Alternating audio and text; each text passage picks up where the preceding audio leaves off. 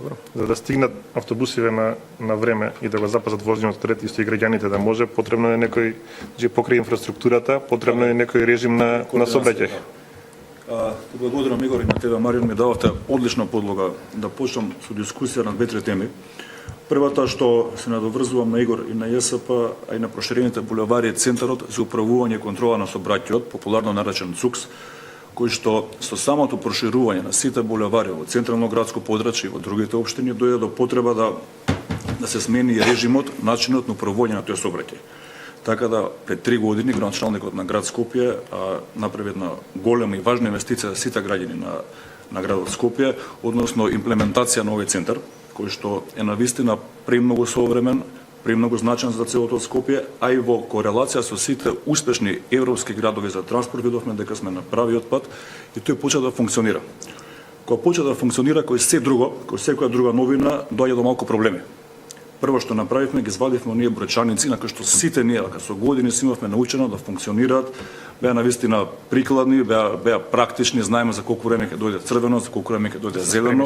Да, има време за спремање, меѓутоа го оправдавме тие критики со тек на време поради тоа што новината во овој ЦУКСот се ставаат така наречени јамки. Пред секоја раскрсница, пред секој семафор, ќе приметите понекогаш на самите улици има како X направено, тоа е јамка, односно одбројувач на бројот на возила. И прво овој ЦУКС имаше период на учење, така наречено, и го следевме сообраќајот во секој даден период во денот и во секој различен месец. Согласно тоа, софтверот, кој што е еден од најсовремени софтвери за оваа проблематика во Европа, се прави сам програми. И на пример, ако во самото минато на раскрсница кај Мавровка, на пример, тоа е булевар Гоце Делчев, ако имало зелен режим од 50 на секунди наутро во 8, таков зелен режим беше 50 на секунди навечер во 8 или во 9 часот, иако немало потреба, иако имало само 3-4 коли. Разликата е следната. Овој систем учи во колку часот, во кое годишно време, во кој месец има колку возила. Согласно тоа, зеленото светло би траело многу подолго наутро во оној шпиц кога е сите према работно место или према училишта, и попладне кога самиот сообраќај е премногу растеретен. И тоа е вака една голема придобивка. Меѓутоа, и покрај тоа што ти офаа чекори напред во оваа проблематика, дојда повторно ние барање за врачаници. Тоа е една фина навика од која што тешко се откажувавме. И за таа цел воведовме на друга новина, односно на трепкаво жолто светло. И тоа светло 4 пати трепка пред да се укучи црвено светло и тоа трае 7 светло. Да. Зелено. Или зелено, да, одиме кон црвено. Имаме зелено светло, 4 пати предупредувачко жолто светло и се уклучува црвеното светло и повторно ни дава едно време на припрема.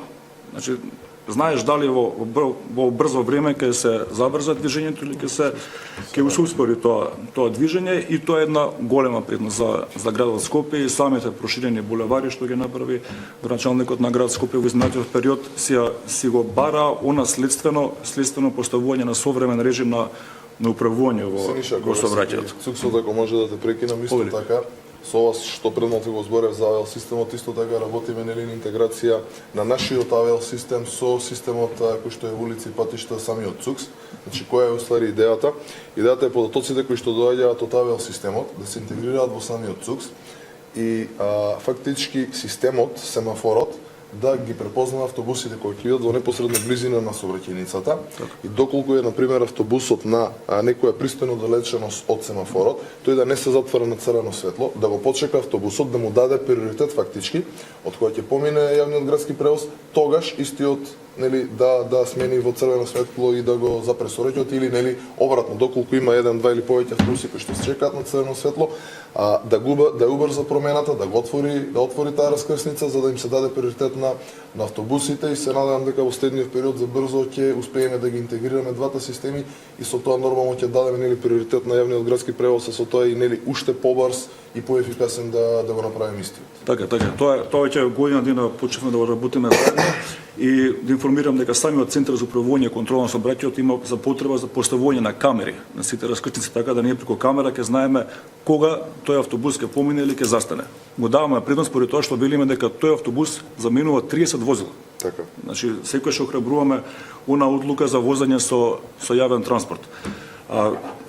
Кога сме кај јавен транспорт и Маријан Преска ги спомна, велосипедските патеки во град Скопје, кој што началникот ги најави како Скопје велоград, како нов проект, кој што веќе втора, трета година го работиме и веќе две рути од овие што ги спомнавме пред малку се завршени, а првата рута почнува од автокоманда, булеварот Александар Македонски, продолжува кај Гоце Делчев, кај комплексот на факултети, продолжуваме потоа према владата на Република Македонија и по булеварот Илинден се до Карпош 4 до самиот завршеток на булеварот Илинден. Од двете страни има велосипедски патеки, а оваа година започнавме втората рута на велосипедски патеки, која што почнува од општина Аеродром на булеварот Јане Сандански, потоа продолжува Кузмин Јосифовски Пито, тоа е кај Централниот регистар на Македонија. Понатака продолжуваме на Кеот и излагаме кај булевар Партизански одреди и од почетокот на Партизански одреди во општина Центар продолжуваме од Карпош, понатаму во општина Ѓорче Петров на самиот булевар Ѓорче Петров и завршуваме до самиот излез на град Скопје кај општина Старе. Меѓутоа оваа година и во самата општина Старе град Скопје вршеше реконструкција на главните булевари и согласно тоа самиот проект наложи да има велосипедски патеки и пешачки патеки. И оно што е за поздравување дека сите нови проекти кои што град Скопје предводен од ВМРО ДПМН ги прави, се со вклучителни современи велосипедски и пешачки патеки и во најголем дел можност на поставување на соодветни зеленила околу целиот проект и целата измена инфраструктурна.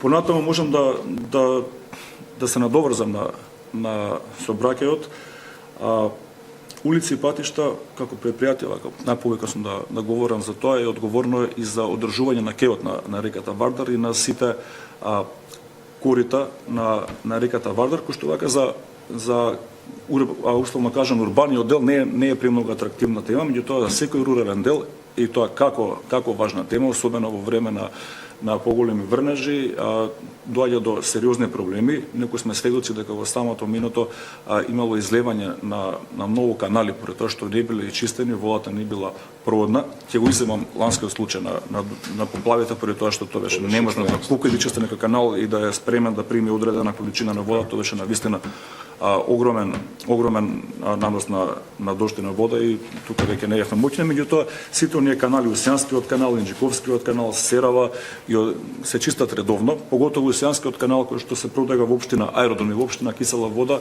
со години наназад е горлив проблем на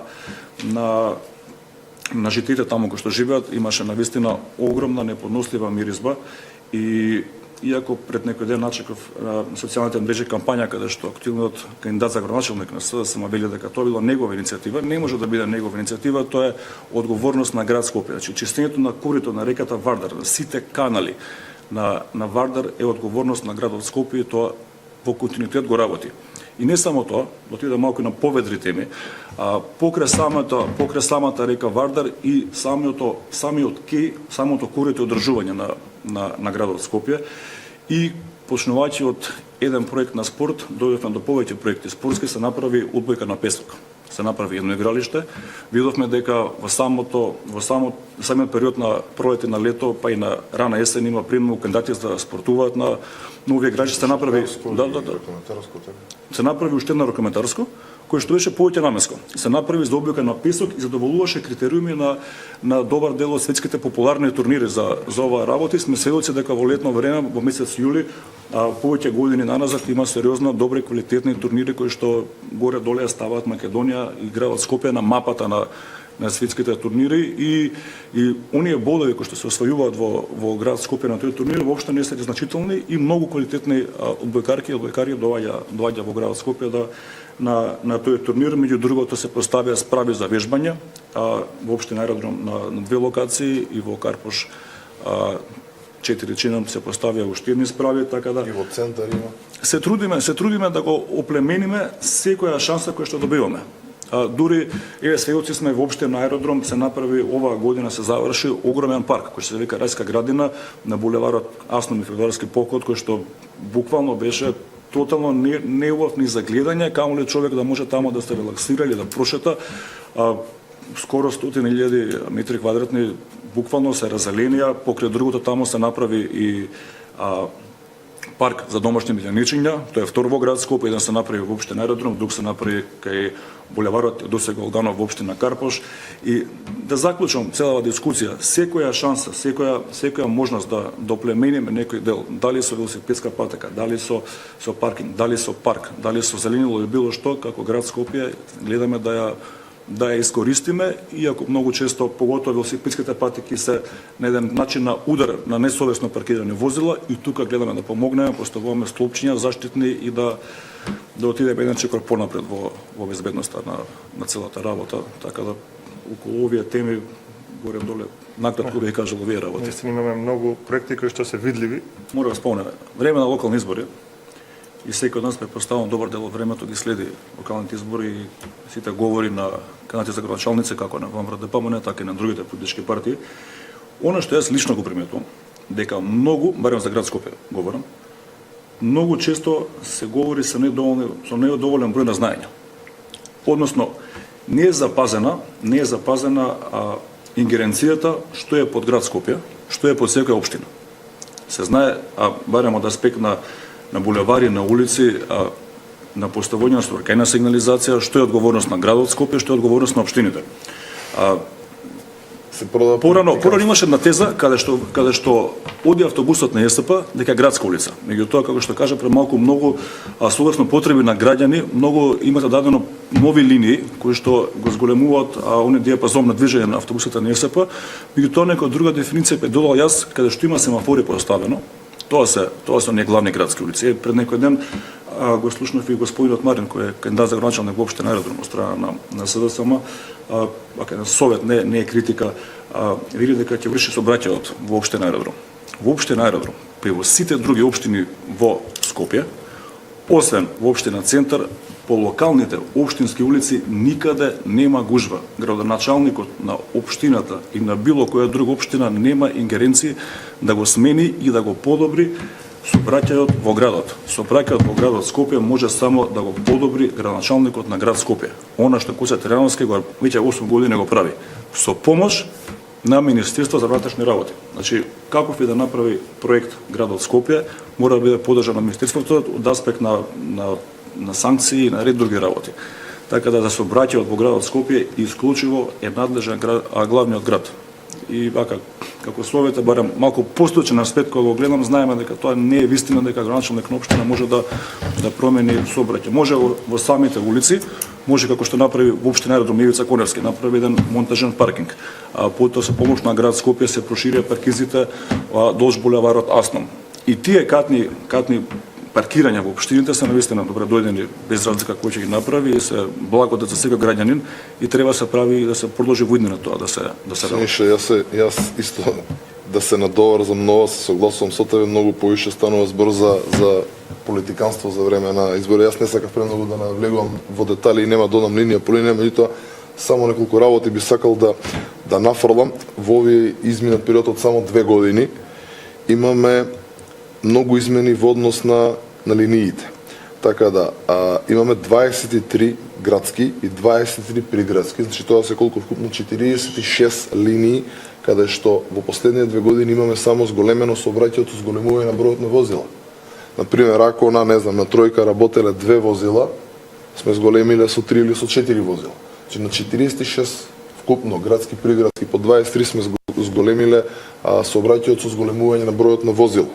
Понатака имаме отворено 8 нови линии, значи што претходно сме ги немале. Само во овие 2 години имаме на 9 линии продолжена траса.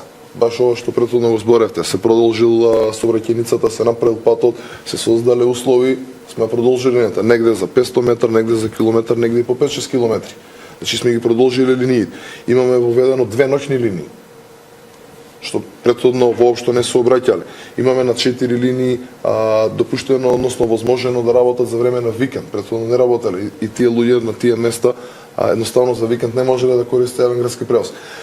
Јас знам дека не е се уште онака како што треба решен јавен градски превоз. Меѓутоа работиме на тоа да го решиме и што е можно повеќе да им излеземе во пресрет на барањата на граѓаните. Во однос конкретно на ова што го збориш, во однос на непознаени границите. Јас ќе споделам сега со вас дека она што се прави во последниот период дека се ветуваат нереални работи. Не знам, дека ќе се зголемат платите на пример. Значи платите се даваат во основа на бодови. Бодовите се уредуваат со колективен договор. Колективниот договор се знае како се донесува, се подпишува од страна на репрезентативните синдикати заедно со директорот на предпријатието. Че не може градоначалникот да дојде и да каже дека во, не знам, улици и патишта од утре платите ќе бидат колку просек 500 евра. Тоа што нели тоест требаше да бидат на ниво на цела држава. Значи многу лесно се шпекулира и многу лесно луѓето се доведуваат во заблуда.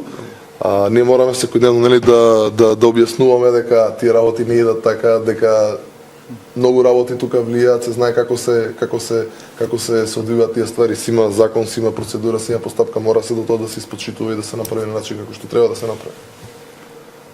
Се согласувам со ова и мора се работат реални работи, она што е видливо. Ветување од аспект ќе го вратиме духот на градот, тоа веќе поминати времења. Треба да се вети нешто реално и остварливо. Ние ваќе подолго време сум дел од локалната самоуправа која што води се уште ВМРО ДПМН, и сум сведок дека сето она што го ветувавме со силни напори, со многу силни и од потни жлезни онака, буквално се остварувале. А ако сме имале шанса понекогаш и можност да оствариме нешто што не сме го ветиле, никогаш не сме го кажале никому, сме го работеле, поради тоа што изградба мака делува едноставно во 3 збора: нов паркинг, нова велосипедска патека, или нов булевар, или нов парк, што и да е. Меѓутоа има премногу пречки околу тоа, некаде има имотно-правни односи, некаде подготовка на документација, на проекти, ревизија на проекти, имотно-правни односи. Премногу е битно ако во цела кампања политичка, како и да се ветува, ние како комисија го држиме тој став дека мора да биде реално и остварливо.